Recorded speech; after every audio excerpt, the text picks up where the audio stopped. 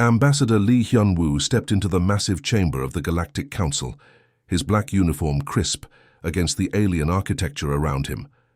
The chamber was unlike anything on Earth, walls made of living crystal that pulsed with soft, blue light, and floating pods containing representatives from dozens of different worlds. Some looked almost human. Others were pure nightmare fuel with tentacles and multiple eyes. The air itself buzzed with energy from 47 different translation devices, each one working overtime to convert the chaos of alien languages into something resembling order. Hyun-woo had been to this chamber many times before, but today felt different. Today, he was about to drop a bomb that would shake the entire galaxy. He walked to the center speaking platform, his footsteps echoing in the vast space. Above him, holographic displays showed his image to species across thousands of light years. This wasn't just a local meeting. This was being broadcast live to every major world in known space. Honored representatives, Hyun-woo began, his voice amplified by the chamber's acoustic systems. I come before you today with a declaration from the Terran Federation. The chatter died down. Alien eyes, sensors, and other unidentifiable organs focused on him. In the front row, Commander Vextel of the Korthax Empire leaned forward in his mechanical suit. The Korthax looked like someone had crossed a praying mantis with a tank, all sharp angles and armored plating. The Terran Federation hereby declares a complete prohibition on neural harvesting technology within all human territories, Hyun-woo announced. For exactly 3 seconds you could have heard a pin drop in the vast chamber. Then Commander Vextel started laughing, a sound like grinding metal that his translator turned into something resembling humor. The humans, Vextel wheezed, slapping his armored claw against his pod with a sound like a gong, wish to ban the most efficient method of information extraction known to the galaxy. The laughter spread like wildfire. High Counselor Zephys of the Trade Confederation, a blob-like creature with dozens of tentacles, shook with what passed for amusement among his species. Tell me, Ambassador, how exactly do you plan to interrogate prisoners of war? How will you extract vital intelligence from captured terrorists and spies? More laughter erupted. The Rigelian delegate, who looked like a walking tree made of metal, creaked ominously as he shook. Even the usually stoic representatives from the Silicon worlds, beings of pure crystalline energy, flickered in patterns that their translators interpreted as amusement. Dr. Park Min-ho, Earth's chief scientific advisor, stepped up beside Hyun-woo. Unlike the ambassador's diplomatic calm, Park's jaw was set in barely controlled anger. We have developed alternative interrogation methods that preserve the subject's neural integrity while still extracting necessary information. Preserve? The word came out as a venomous hiss from Representative Korth of the Hive Collective. Korth looked like someone's nightmare version of an ant, standing 7 feet tall with compound eyes that reflected the chamber's light like broken mirrors. In war, efficiency equals survival. Your species deliberately chooses weakness over necessity. Behind them, the massive viewing screens showed reaction feeds from across the galaxy. On the mining worlds of Kepler Prime, alien workers were pointing at the screens and laughing. In the trading posts of the neutral zone, merchants were already calculating how this would affect human trade routes. Military academies on a dozen worlds were probably updating their threat assessments, downgrading humanity from dangerous to manageable. Hyun-woo felt his jaw tighten, but his voice remained perfectly steady. This ban is non-negotiable. Any vessel, station, or entity found using neural harvesting technology within human space will face immediate and decisive consequences. The chamber exploded into fresh waves of mockery. Species that had barely acknowledged human existence for the past century were now pointing at them with whatever appendages they possessed. The insectoid Vespians clicked their mandibles in what passed for laughter. The energy beings from Proxima Nebula pulsed in rapid, amused patterns. Look at them, whispered Councillor Threx of the Serpentine Alliance to his neighbor, not bothering to lower his voice. They actually believe they can enforce this ridiculous ban. What will they do when real military powers decide to test their resolve? Probably file a complaint with us, replied General Crix of the Hegemony, his cybernetic implants gleaming as he turned to address the chamber. Perhaps we should assign them a mediator for when they inevitably beg for help. The Great. Screens now showed news anchors from across the galaxy. Her three-headed creature from the outer rim was explaining to viewers how neural harvesting worked, how it could extract every piece of information from a subject's brain in minutes, leaving them alive but empty. A crystalline being from the academic worlds was calculating the strategic disadvantage humanity had just imposed on itself. Supreme Arbiter Malthan, the ancient being who had overseen the Council for over 3 centuries, finally raised one of his 6 arms for silence.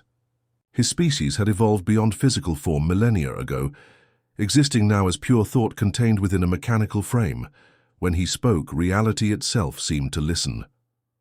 The Council acknowledges Terra's unique position on this matter, Malthan said, his voice carrying the weight of ages. However, honored ambassador, the galaxy operates on practical principles, not human sentimentality. Neural harvesting has been standard practice for over 500 years.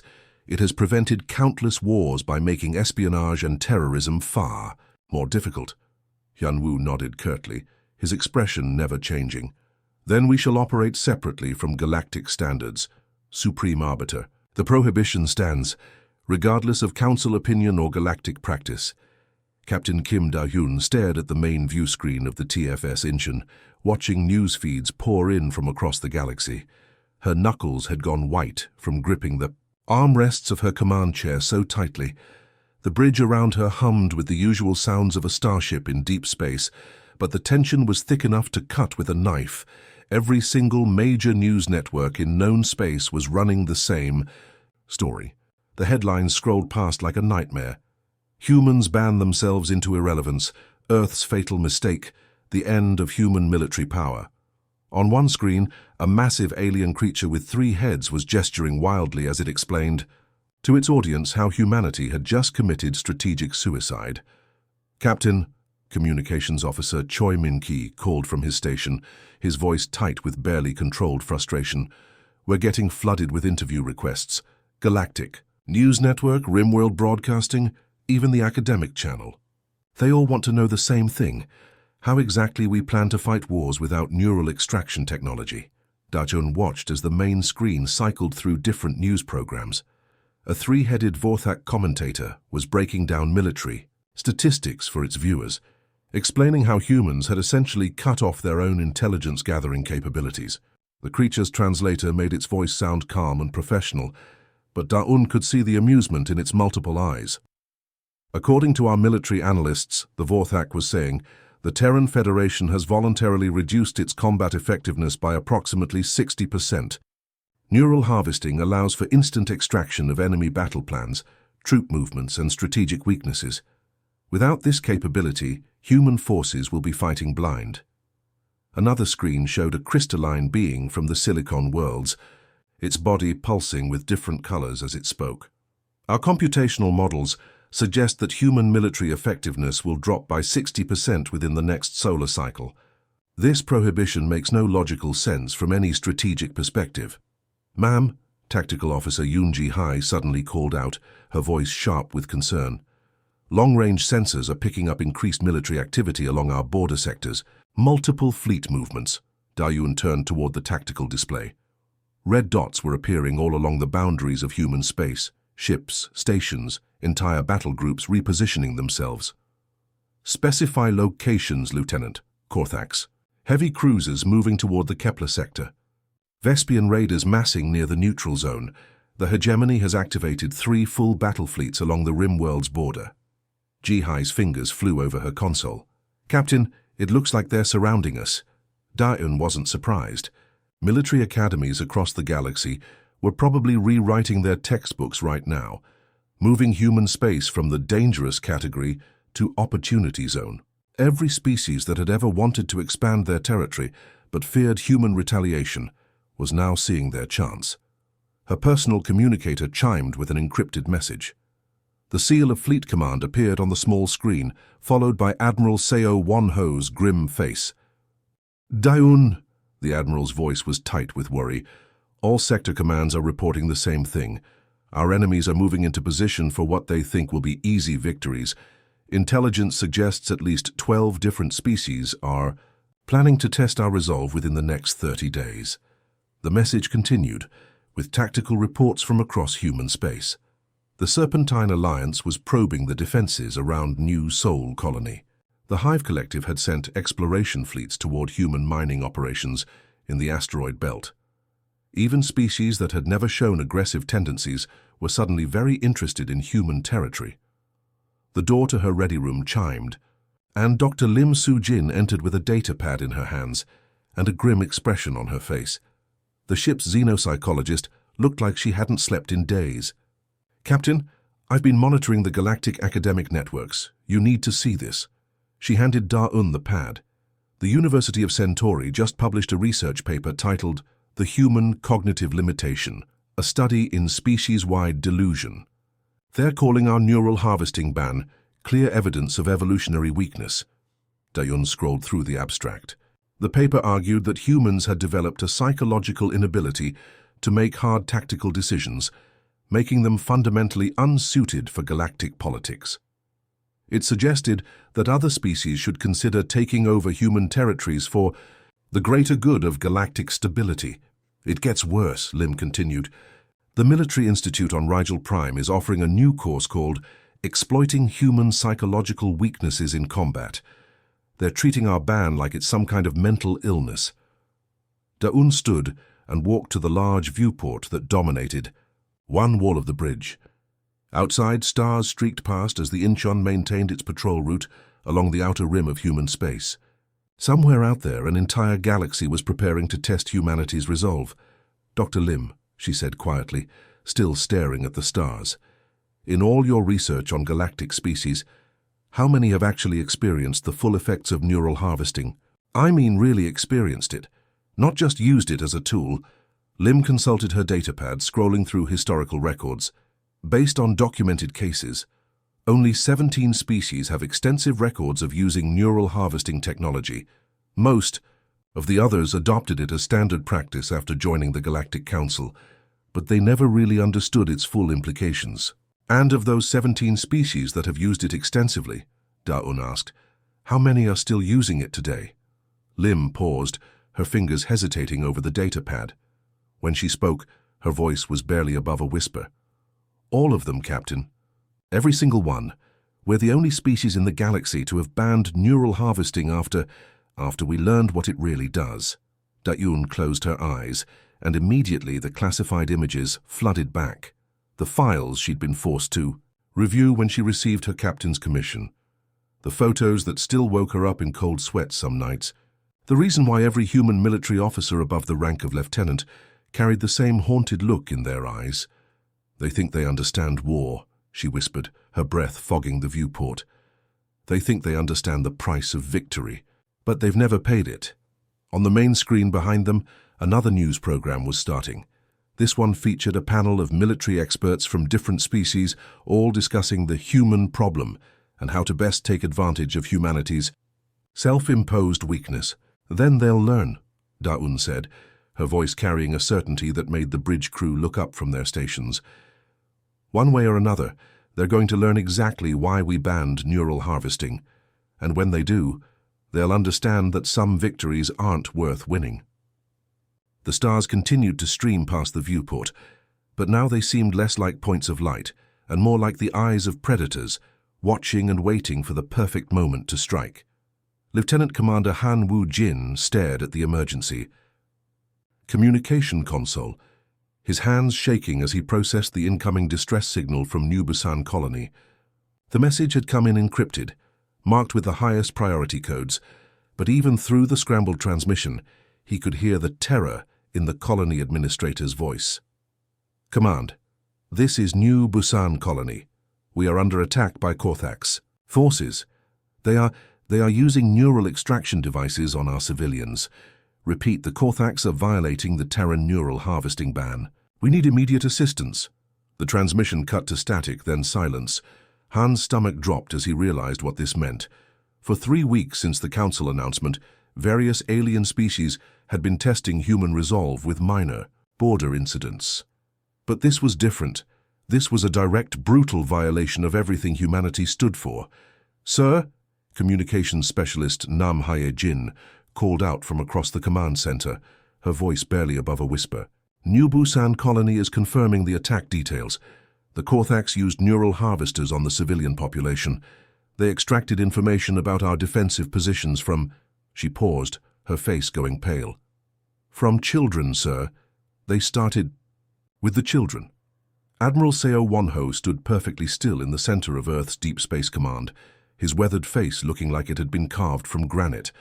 The massive command center around him hummed with activity as dozens of officers worked at their stations, but an eerie quiet had fallen over the room. Everyone knew they were witnessing a moment that would define humanity's future in the galaxy. The main display screens showed the tactical situation around New Busan colony. 3 Korthax heavy cruisers hung in orbit like mechanical vultures, their dark hulls bristling with weapons and the distinctive neural extraction equipment that made them so feared across the galaxy. A dozen smaller support ships surrounded the colony, creating a perfect blockade. How many casualties? Wonho's voice cut through the silence like a blade. Nam swallowed hard, checking her console again. 47 confirmed dead from neural extraction, sir. Medical teams on the ground report that the Korthax were systematic in their approach. They used the children first to break the adults' psychological resistance, then moved through the population extracting strategic information. The horror of it hit everyone in the room. Neural extraction didn't just pull information from someone's brain, it burned out their neural pathways in the process. The victims were left alive, but empty, their minds wiped clean of everything. That made them human. It was considered by many species to be a fate worse than death. Admiral, Intelligence Officer Ko Sung-min stepped forward with a data pad in his hands.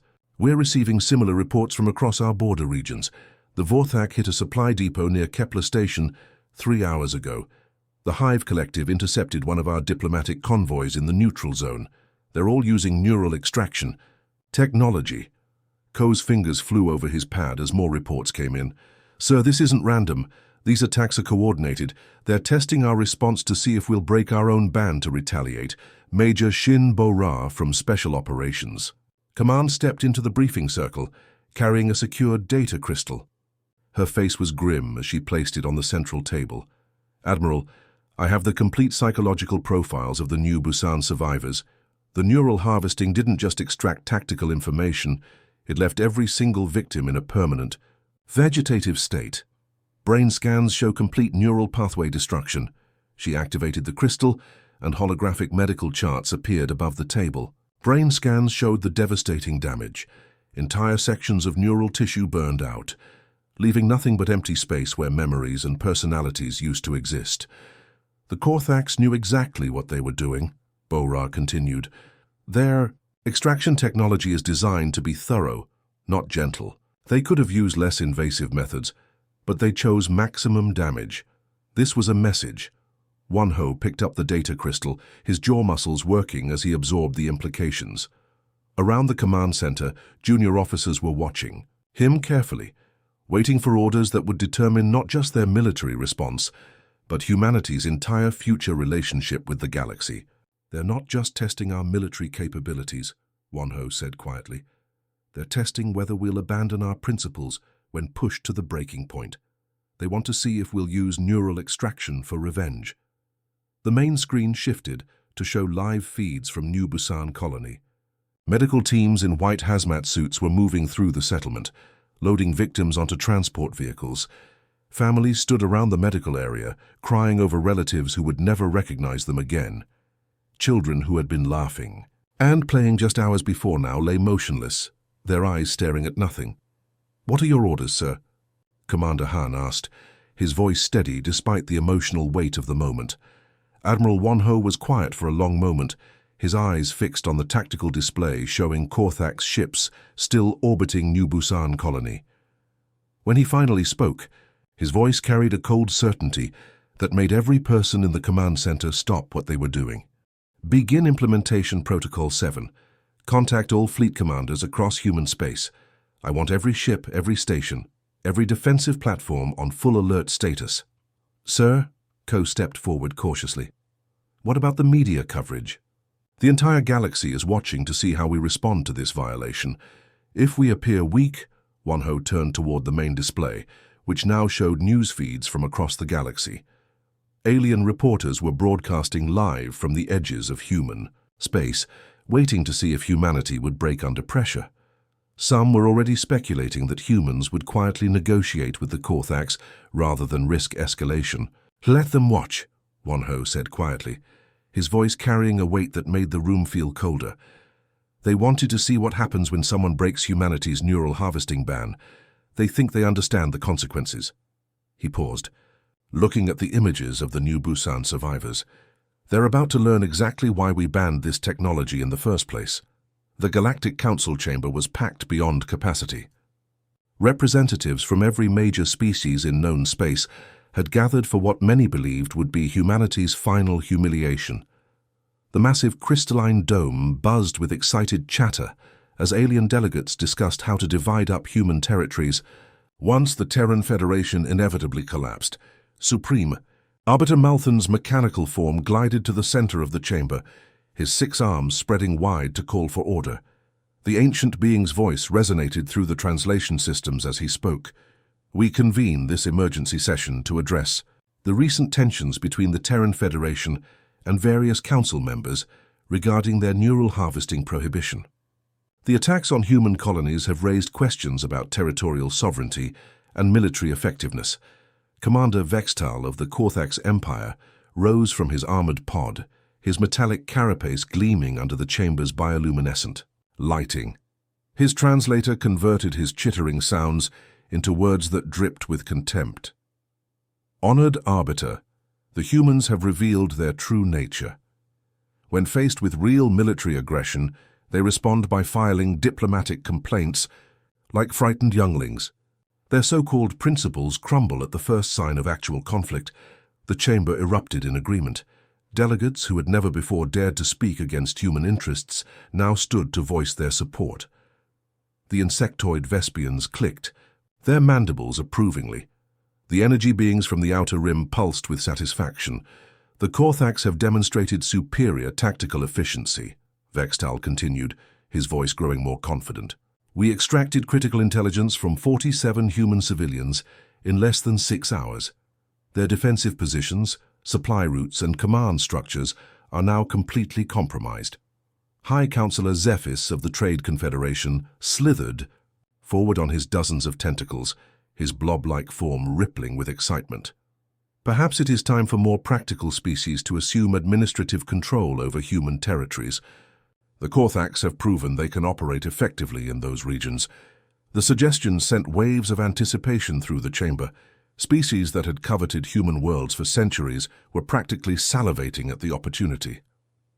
The mineral-rich colonies of the Kepler sector, the strategic importance of the rim worlds, the advanced technology centers around Earth itself, all of it could be redistributed to more capable civilizations.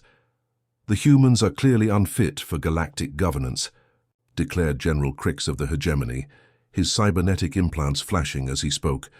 "Their emotional weakness makes them a liability to galactic security.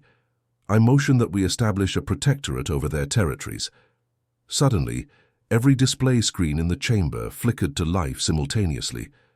The Council's most advanced security systems, barriers that had never been breached in over 3 centuries, had been bypassed as if they didn't exist.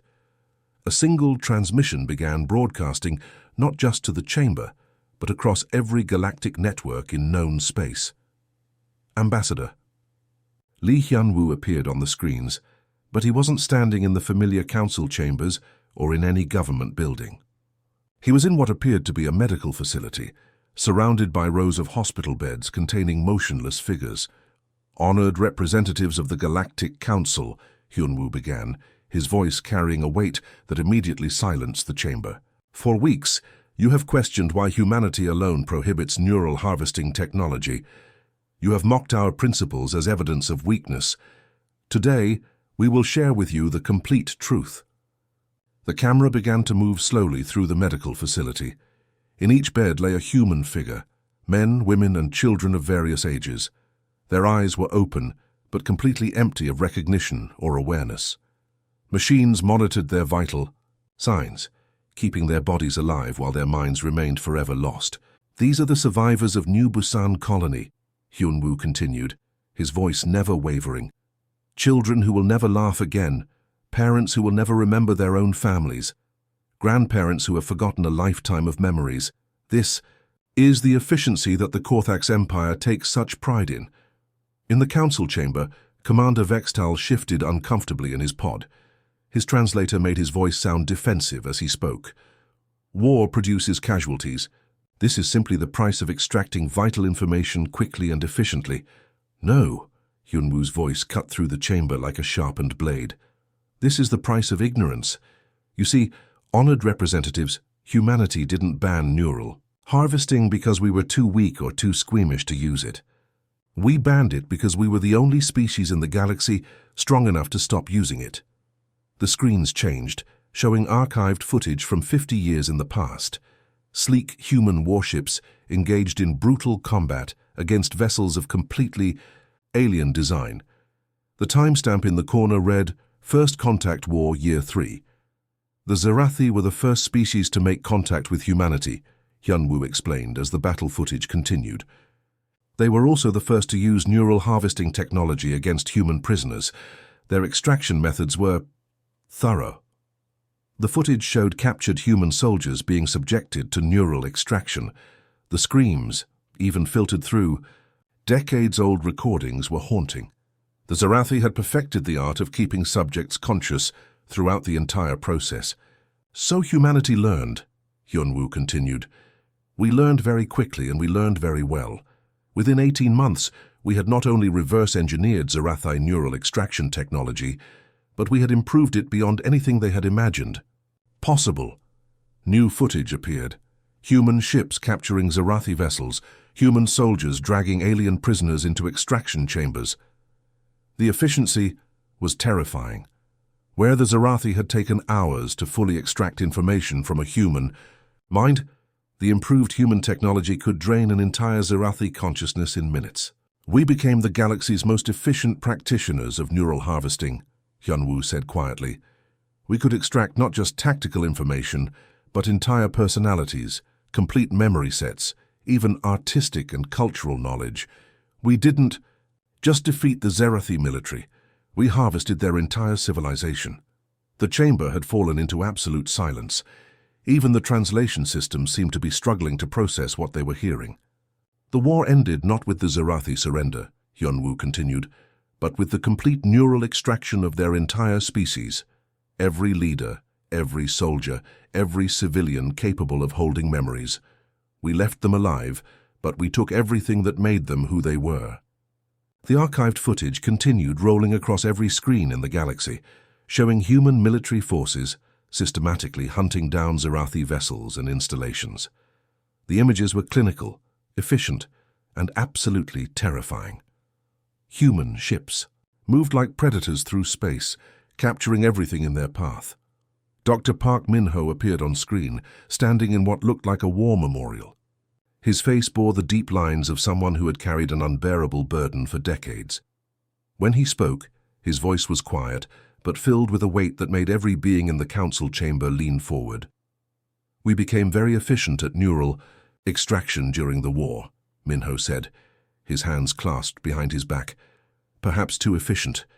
Our improved technology could drain a subject's entire consciousness in under 5 minutes, leaving behind only basic biological functions. We told ourselves it was necessary for the war effort, that we were just defending ourselves." The screen shifted to show technical data charts that made the assembled delegates gasp in horror. Extraction rates, information yield statistics, casualty, numbers. The figures were beyond anything any species had imagined possible. Where other civilizations might extract specific memories or knowledge, humans had learned to take everything. Standard Zerathi neural extraction took 6 to 8 hours and left subjects with partial memory loss, Dr. Park continued. Our method took 4 minutes and 53 seconds on average. Complete consciousness transfer, total personality, extraction, full memory absorption. We didn't just steal their secrets, we stole their souls. The footage showed human soldiers escorting lines of Zerathi prisoners into extraction facilities. The aliens looked remarkably similar to humans, with elongated limbs and beautiful crystalline skin that shifted colors based on their emotions. They had been a peaceful species, more advanced in arts and philosophy than warfare. The Zerathi had families, Ambassador Hyunwoo's voice continued as the camera panned across images of Zerathi cities. The architecture was breathtaking, spires that seemed to grow from the ground like living trees, bridges that looked like frozen music, homes that changed color with the seasons. But now these cities stood empty and silent. They had art that could make you weep, music that could change your DNA, philosophy that had unlocked the secrets of faster-than-light travel through pure thought, Hyunwoo said. They had children who played games involving the manipulation of light itself, creating temporary stars for entertainment. They had dreams of expanding peacefully through the galaxy, sharing their knowledge with other species. The camera moved through a Zerathi residential area. Toys lay scattered in front yards, complex geometric shapes that had once pulsed with light and sound. Playgrounds designed for beings who could briefly manipulate gravity stood empty. Art installations that had once responded to the emotional states of viewers now remained dark and lifeless. "We didn't just win the war," Dr. Park said, his voice beginning to break. "We extracted their entire civilization. Every leader, every teacher, every parent, every child old enough to form memories. We left approximately 14 million Zerathi alive, but we took everything that made them who they were." In the council chamber, the absolute silence was deafening. Commander Vextal had gone completely still in his armored pod. High Counselor Zephys had stopped his usual nervous tentacle movements. Even the energy beings from the outer rim had dimmed to barely visible levels. The footage showed the aftermath. Zerathi survivors wandering aimlessly through their cities, unable to recognize their own homes, unable to remember how to operate their own technology, unable to even remember how to speak their own language. "The last Zerathi died 3 months after the war officially ended," Hyunwoo continued. "Not from violence, not from disease, but from despair. They couldn't remember how to live. We had taken not just their tactical knowledge, but their entire sense of identity, their cultural memory, their very understanding of who they were as a people." Supreme Arbiter Malthan's mechanical voice, usually steady and authoritative, now wavered with uncertainty. "Why? Why are you showing us this, Ambassador? What purpose does this revelation serve?" For a moment, the transmission showed Hyunwoo's face in close-up. His eyes held a sadness that seemed to encompass the weight of an entire species' guilt. "Because 50 years ago, when we realized what we had done, humanity made a choice," he replied. "We could become the galaxy's most efficient predators, using our perfected neural extraction technology to dominate every species we encountered. Or we could become something better." The screen changed to show a massive memorial wall on Earth. Billions of names were etched into black stone, both human and Zerathi names side by side, the perpetrators honoring their victims in eternal remembrance. "We chose to ban neural harvesting not because we couldn't master it, but because we had seen what we became when we did," Hyunwoo said. "Every human military officer studies the Zerathi War as part of their training. Every civilian learns about the cost of efficiency without empathy. We carry their memory not as a badge of victory, but as a reminder of the monster we must never become again." The screens flickered, showing current images of the New Busan colony survivors, humans lying in medical beds, their minds wiped clean by Korthak's neural extraction.